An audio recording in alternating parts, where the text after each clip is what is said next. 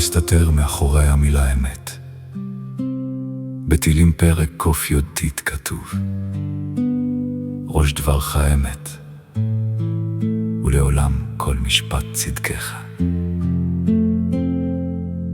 המילה אמת עולה בגימטריה כדלקמן 441, ובגימטריה קטנה 9. מכאן עולה רמז לכך שהמילה אמת קשורה למספר 9. גם 4 מילויי שם הוויה, הידועים בשמות עין בית, סמך ג' מ"ה ובית נון, מצטמצמים בגימטריה למספר 9. שם הוויה במילוי עין בית, יוד ה' ו' ה', עין בית שווה 72. שם הוויה במילוי סמך ג', יוד ה' ו' ה', סמך ג' שווה 63. שם הוויה במילוי מ"ה, יוד ה' ו' ה', מ"ם שווה 45. שם הוויה במילוי בית נון, יוד ה' ו' ה', שימו לב. שם הוויה במילוי בית נון, יוד ה' ו' ה', שימו לב.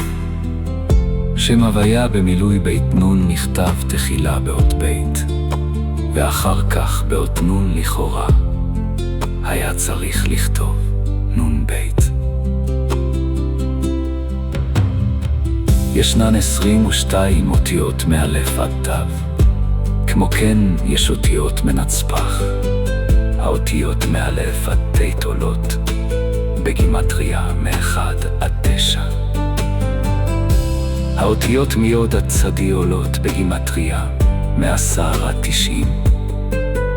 ואלו האותיות המגיעות למאות: קוף שווה 100, ריש שווה 200, שין שווה 300, תו שווה 400. אבל יש לנו גם אותיות מנצפח. כף סופית שווה 500, מ' סופית שווה 600, נ' סופית שווה 700, פ' סופית שווה 800, צדי סופית שווה 900. שם הוויה במילוי בית נון נכתב כביכול בסדר הפוך לעומת שאר מילויי.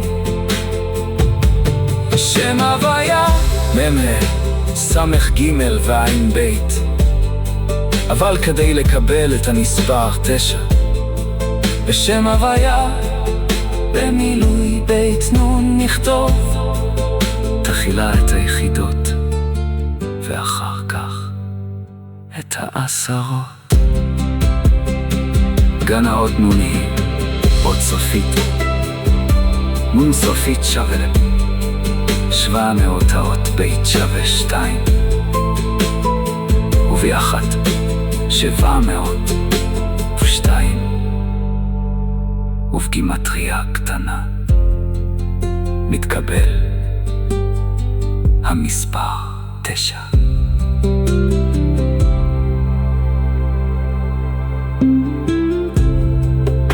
דוד המלך נתן לנו רמז: ראש דברך אמת. התורה מתחילה באות בית, בראשית. יש עוד חידוש מדברי הזוהר הקשור למילה אמת, וזה יהיה בסרטון הבא.